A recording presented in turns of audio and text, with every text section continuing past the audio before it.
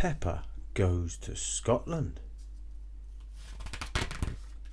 One day, Peppa, George, Mummy and Daddy Pig set off for Scotland in their camper van. It was a long journey and Peppa sang all the way.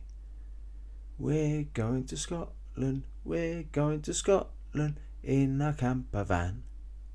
Soon, the sat-nav started singing along as well. We're going to Scotland, until finally, we have arrived in Scotland, announced the sat-nav. Hooray! Cheered Peppa and George. Look, Daddy, said Peppa, pointing to the top of a hill. There's a castle. Shall we go and see it? Asked Daddy Pig.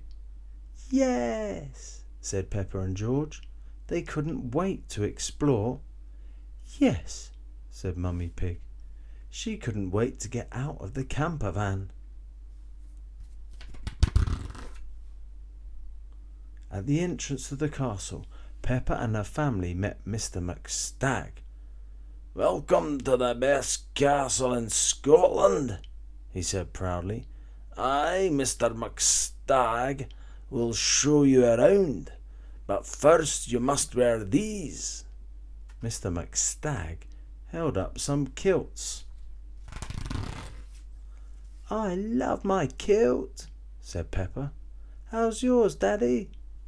It's a little draughty, said Daddy Pig. Mr. McStag showed them round the castle. He took them to the throne room and up a secret staircase. Ooh, ooh, called Peppa, listening for her echo. Ooh, ooh, her echo replied. Then Mr. McStag told them about a mysterious creature that was said to live in the loch nearby.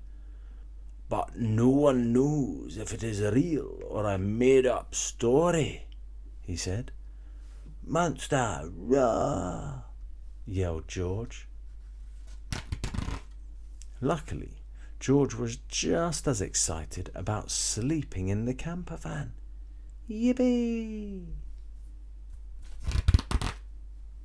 The next morning, Peppa and her family sailed out onto the loch with their guide, Miss Rabbit. Is the monster real? Asked Peppa. No one's seen it in all my years working here, said Miss Rabbit. Look, gasped Daddy Pig. There's the monster. That's just a branch, Daddy, said Peppa. Oh, yes, said Daddy Pig, a little embarrassed. Peppa pointed to the other end of the loch. But that looks like the monster, she said.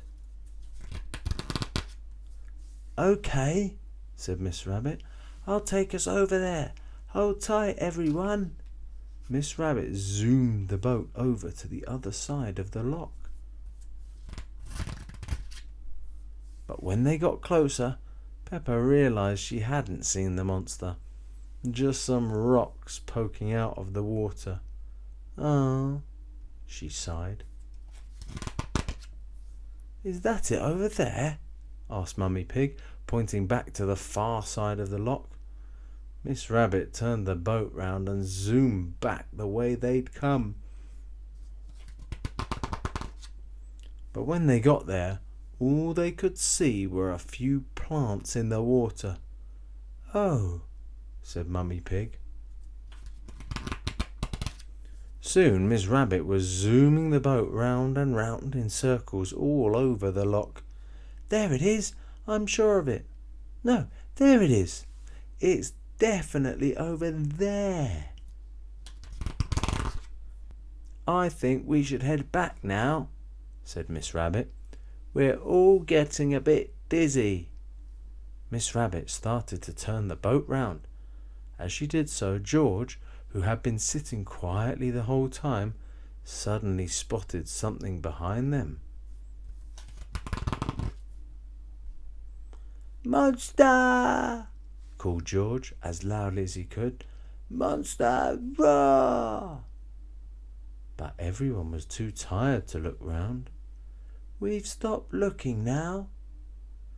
"We've stopped looking now, George," said Mummy Pig. "I don't think there's a monster here after all." All the way back to shore, George had lots of fun talking to the monster who was following along behind them. No one else noticed a thing.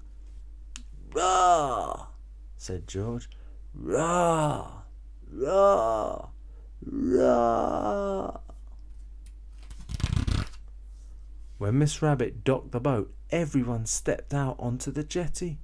George waved goodbye to the monster. "Who are you waving at, George?" asked Mummy Pig. "Monster friend! Monster friend!" said George, jumping up and down. Everyone looked over and saw the monster. "Shiver me timbers!" gasped Miss Rabbit. "I didn't think it existed." "Wow!" gasped Peppa, Daddy and Mummy Pig. Just then the monster dived down into the water and made a huge splash. Splash! Everybody got soaked.